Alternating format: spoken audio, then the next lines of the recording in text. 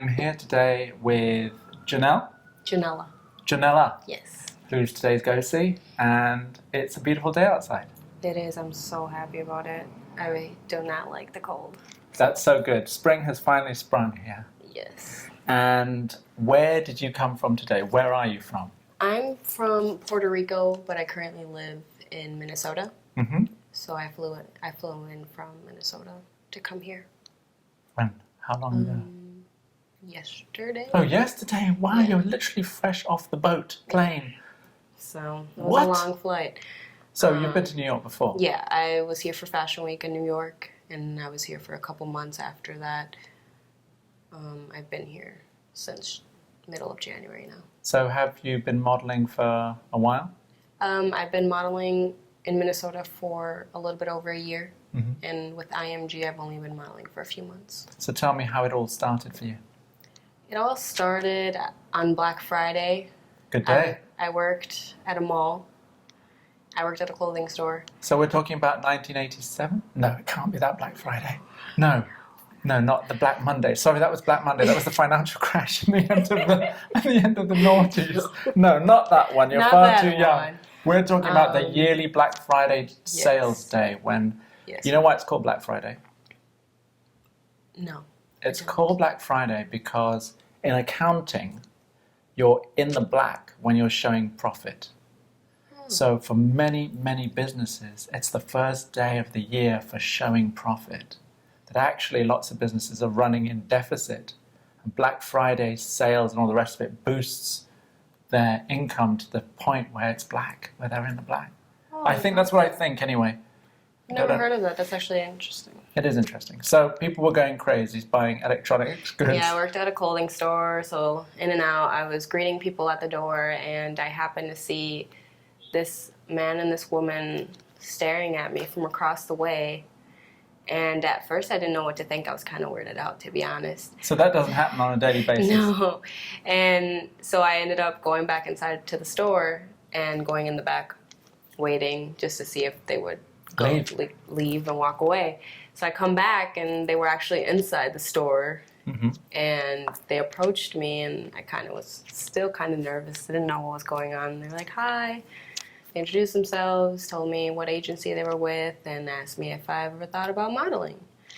And at first, I didn't really know what to say. The first thing in my head came, oh, this is a scam. Just because of every story that you hear now with all these agencies asking for money for models and stuff like that. So I was like, okay, sure, I'll give this a shot. So I ended up meeting with them. Took me a little bit before I actually signed with them. Just kept going in, meeting with them, doing different things, and I signed with them. So how did you get over your initial skepticism? Did they give you a card and then left? They gave me a card, they gave me their information, I looked them up and just did a lot of research and talked to my family. So you weren't living at home at the time? No, I was going to school. Okay. At a university? Yes. I was a freshman in college. Okay. So now I know Minneapolis or Minnesota came up on my cell phone, and I thought you were a scammer, a telemarketer, but you were calling here because you were slightly late. Yes, I was right now. I understand now. So you would have been in Prince's band back then. You would have been in Purple Rain. I've interviewed, funnily enough, one model from Minnesota in this series. And she said, I asked her, you're too young to know really or care about Prince. And she said, no, Minneapolis you grew up with that kind of stuff. He's so iconic. Yeah, they have a whole museum for him there. Have you visited it? No, I have not. I haven't had the chance to. It's pretty new. They modernized it. Okay. So were you excited? I was very excited when I decided to sign. I've always wanted to model. It was something that I've always wanted to do, just never really had the guts to go for it. Never really thought I could do it. How old are you? I'm 20 currently. So when did you first think that you could model or wanted to model? I mean, I've been wanting to model since I was in pre-kindergarten. Pre-K? Yeah, I've always weird. wanted to do it, and my family was always, you look like a model, you need a model, and My Wow. friends, neighbors, everyone would say that to me, and I was just like, "Oh yeah, you're nice. Like, thank you." Whatever. So you were a really adorably cute little baby 3-year-old. Apparently, I was. So everyone just kept repeating it to me. That's And right. so it took me a while before I actually gave it a shot, but I'm really happy with the decision I made to do it. So why didn't you ever have the confidence or whatever, the thought that you should go out and approach agencies yourself? I felt like I couldn't compare to all these models that I've seen. I'm more on the shorter end of models, but it happened, and I was always nervous just because I was like, okay, well, all these people are so tall, everyone's this and has this type of look, and I never really thought I had a look of my own until I started growing and started learning about myself and getting used to the fact that I do have what it takes to do something great. Did you watch sort of modelling fashion shows on I watched TV? America's Next Top Model. Didn't that give you confidence? You must have been thinking, I'm prettier than all of those girls. If they can do it, I certainly could. I mean, I was just very intimidated about all these, like, beautiful women, but then just slowly it started coming to me like, okay, I'm not... To accept your own beauty. Yeah, so... But were you told as growing up? You were always told, so you knew you were pretty. And were boys after you the whole time? Did you get lots of... I mean, I was attention teased a bit for my weight. For being skinny? Yes. So that was one of the reasons why I've always, like, been insecure about myself. Is that a cultural thing? Given your ethnicity? It is. I don't want to get into that. Let's get into that. In a sense. I mean, I'm a man, so it's different for me, because skinny men have it bad as well. Yeah, but for skinny women in certain cultures... Yeah, it's more or less of, where their women are more voluptuous and more curvy. That's right. But I never felt the need to complain about it. Mm-hmm. I always felt kind of self-conscious to myself, just because I knew what the standard was. And it wasn't necessarily older generations. It was my generation who see me and would tease me. Do you think part of that's jealousy in the back of their mind? I mean, now that I've moved on with my life and I look back, now the people who used to tease me are sending me messages congratulating me. Okay. And it's kind of... It kind of like shows where their mind was at that time, and their maturity level wasn't there. True. But they were young. Yeah. So I feel like our generation, my generation at least, was the one that would mostly influence, like, picking on me and stuff like that. Not everyone else. Like, the adults, everyone else I would know, like, were more supportive about it and wouldn't constantly nag me about it. But in school, it was mostly where it happened. And did you forgive them? Yeah. That's great. I've learned to move on. It's really not about them. It's about where I'm going and what I'm doing. Okay, that's great. Now, did you have any influences or mentors or people to look up to in the business, or even models that you thought were beautiful and that you aspired to? I loved Tyra like? Banks. Tyra, yeah. She was always that big energy and that big voice and that big face that spoke to millions of people. Did you think that was what it was? That's what it took personality-wise? Did you feel that you had to own it and be that kind of confident? I knew that you had to have confidence in yourself, and I knew that it's different for everyone. The industry changes every day, so it's always different. But just looking at her and how positive she stayed, and just reading about her story, how she did go through struggles and certain things like that, I learned to look past a lot of things. Not only that, growing up, even though I really wanted to be a model, I never really stayed in touch with the fashion industry just because of where I lived. It was very different. Things were more about your family and working and going to school and stuff like that. So I barely watched TV sometimes as a kid, so it was more or less of like just learning from my grandparents and learning. So what was your work track going to be? What would you have been if that couple hadn't come and scouted you? I was going to school to be a lawyer, and that's what I was going to do. Oh my goodness. Yeah. And where did you get that from? Was that parental influence? Was it drilled into you? It wasn't drilled into me. I grew up watching a lot of police shows and criminal shows and NCIS and all those types of shows, and I just found it fascinating. I found it really interesting. Until this day, would like to continue with school someday. So forensic scientist, so for crime expert, or a lawyer. Okay, a lawyer yeah, all right, yes. Or maybe a probation officer or something like that. Oh wow! Is it something that you actually think about post modeling that you could maybe continue with? Either that, or I'd like to get into cosmetology or something like that. I've thought about that as well. Now, what is cosmetology? Doing hair, makeup. Oh yeah, right. Like Okay, cool. So I've been interested in that for a long time too. So. Right. So, is this a good time to be a black model, a model of color? Do you think? Because it seems to me that this generation of people in the industry are making it a real issue of it, and therefore things have opened up like maybe never before. All the barriers that were perhaps there even a few years ago, I see it. I see diversity still as an issue that everybody is pushing in a positive way. And designers who don't use a good proportion of models of diverse backgrounds are often sort of criticized for it. So I do think there's a sort of sea change. And I'm wondering whether you'd ever thought about that, or if it's ever been an issue with you thinking that maybe your opportunities would be limited in the business. I mean, looking at the industry before I started modeling, I would say there was less diversity.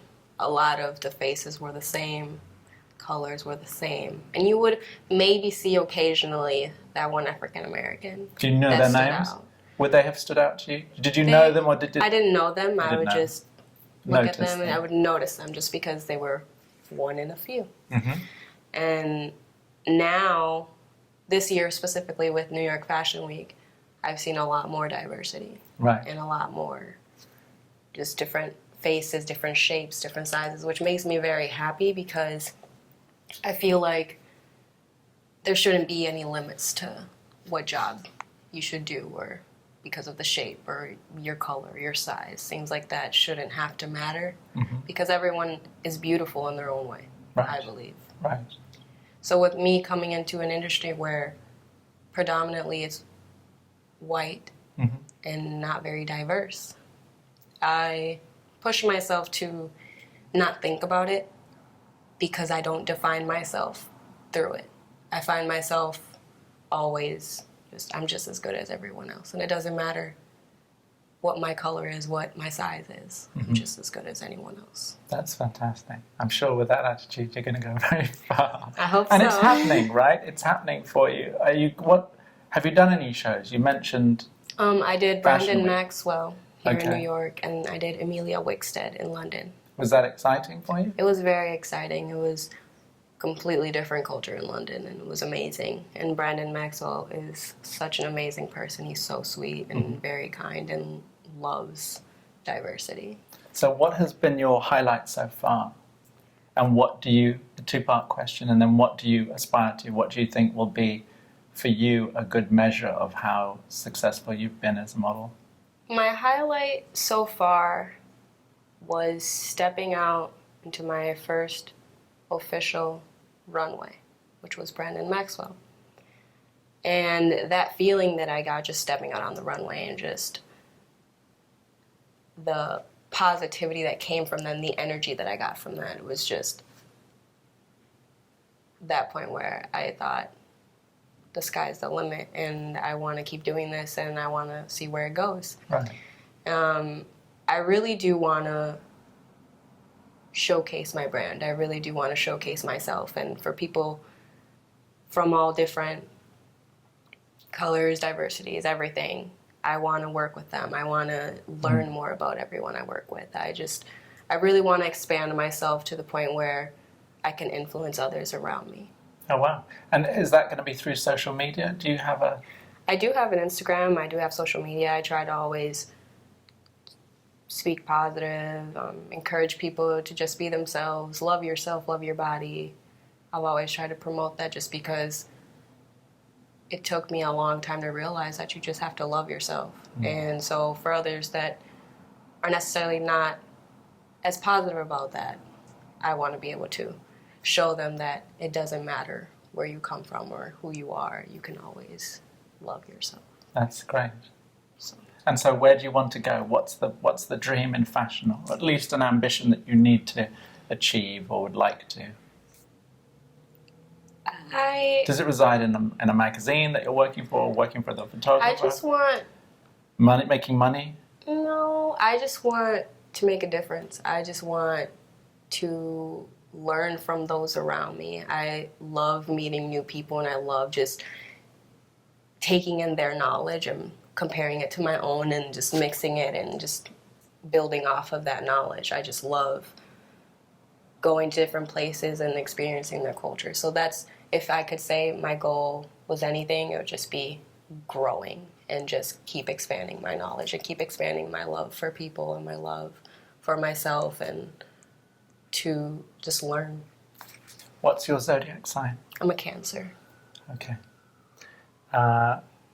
I don't really know much about that, but I'm sort of compiling a database. I'd like to just know that aspect as well. Cancers are very emotional. That's what they're known for. Water sign, I know that. But they're also very determined and very strong, even through the emotional. They're very expressive about how they feel, and they're not gonna hide that from you. I mean, they're very loving, very caring. I feel that their emotion comes with positivity. It's not just bad emotional.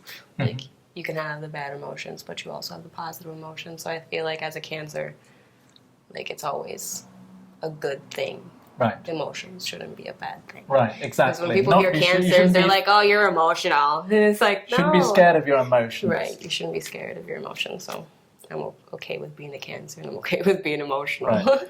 So did you leave a boyfriend or relationship at all back in Minneapolis? How are you negotiating love and relationships with your work? I currently am in a relationship. He lives back in Minnesota. He's a third grade teacher. And it's just, I recently saw him when I went back home this past weekend. How long have you been dating? Almost 2 years. Okay. So this was before modeling? Yes. We both went to the same school. He graduated from the university I was going to. And what's his attitude to all of this that's happened to you? He's so supportive. I don't know what I would do without his positivity and his strength when it comes to what I do, just because not many people would be as open to letting their significant other travel everywhere and not see them all the time. What sign is he? He's a Pisces. Okay. So that's 2 water signs. Yeah, but we're very different. Aren't they supposed to be emotionally quite They're deep? emotionally deep, yes. But even though we're opposite, we're the same at the same time. There's things that we can agree on. There's things that are different, but they don't separate us in any type of way. That's great. We work through it. But yeah. So your positive attitude has helped you avoid any sort of unpleasant or negative experiences so far in the business? Have you ever been made to feel bad or that things aren't that of a certain way when they shouldn't be? I've had my fair share of many encounters of things that have made me feel a little bit uncomfortable, but I know that it's not necessarily a me thing. It's what they look for and how they see what beauty is and stuff like that. So I personally don't take it personally. So okay. You just can't take it personal. So what are the qualities that you think make for a good model and you so good at your job? What do you think you bring to the table? I feel like I bring energy. I bring a different perspective to things, just because I don't just go in there to just do a shoot and leave. I go in there, oh my God, who am I going to work with today? What is their background? What are they doing? Are they even from New York?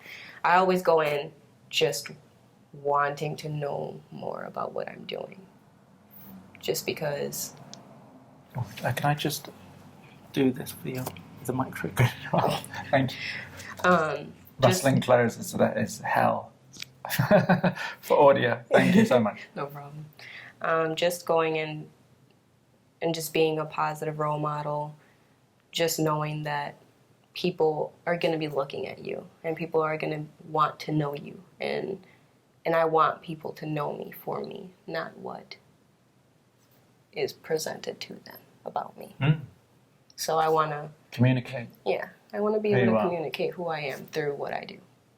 That's great. Now, have you had any questions or ideas that you might want to ask a photographer about from my side of the model photographer divide? Because I've always asked the girls if there's anything that they've ever thought about that they couldn't know because they're not the photographer. Any questions that you'd have for a photographer that you haven't ever had the opportunity to ask? Yeah. One of my curiosities would be, how do you find inspiration? Like, what inspires you to, okay, this is the shot that I want, and this is how I'm going to get it? Oh, wow. That's that's a big question.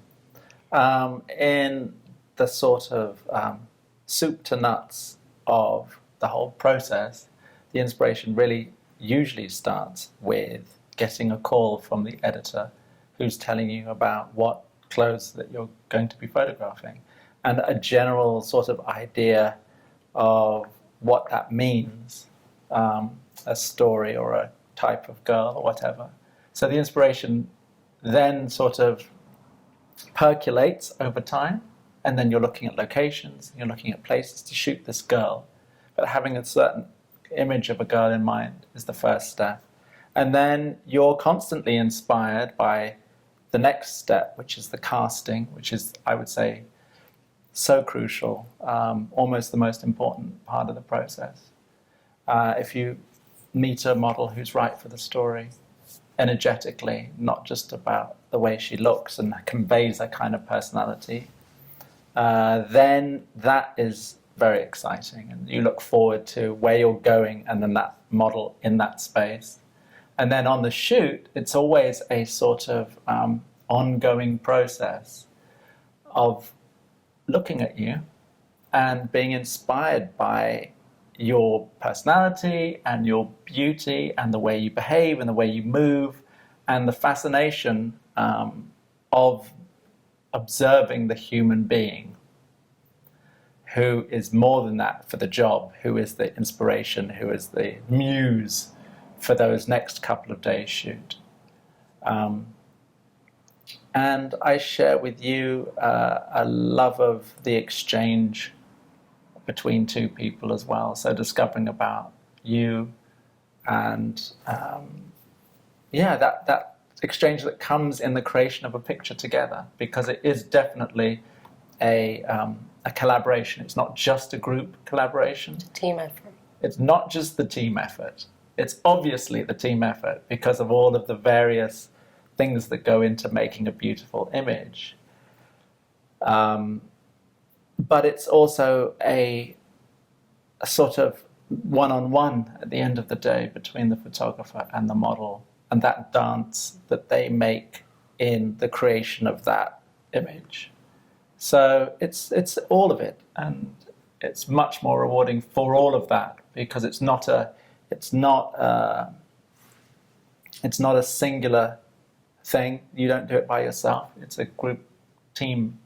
You have to be a good team player and a good leader of a team. But at the end of the day, you have to love beauty and you have to love people. And you have to kind of be excited by all of that. So the inspiration comes from, I don't know where that comes from. Just a love of beauty and a love of being able to communicate that beauty and to share it. You know, it's like, I can see this. I want you to see it too. Awesome. I think that boils down to that. So thank you for that question. No problem. That's great. Let me ask you about what you're wearing today. I'm wearing something just very casual, very just when I go to castings, I tend to just wear black. It's usually the go-to. Yes. You know, The people staple. can just Silhouette. see your silhouette, and always make sure you take off your layers and stuff. Mhm. I also like to add like my own little touch just because I'm walking around in it. Mhm. I also want to be able to express myself through what I'm wearing, so Mhm. I added my little bolo Choker. tie choker, and then I have my green like a overcoat. It's actually my boyfriend's. I took it from his closet, but Okay. Do we know what make it is? What brand? I don't know. It's a large. I'm not sure. So yeah, that's a guy's. It's a lightweight though. Yeah, just something casual yet it makes a statement, and just my personality. I'm a more of a casual yet I don't really have a real style. Mm-hmm. Like I love trying different things with my clothing and not just sticking to Right. one thing. And the jeans and top, are there brand names attached, or doesn't it matter? Well, these are Charlotte Rouge. I got these a while back, and then this is H&M. Good. Really nice. I think. Oh, that really Express. sets you up. I'm sorry, Express, not H&M. So good value. Yes, I like it a lot. They're very comfy clothing, just something that very easy to obtain. It's not very expensive for those who are just looking for black jeans just for castings and stuff. Just always go simple. That's wonderful. Well, thank you so much for coming and talking to me today. Thank you, too. And all the best. Thank you so much. Thank you. Bye-bye.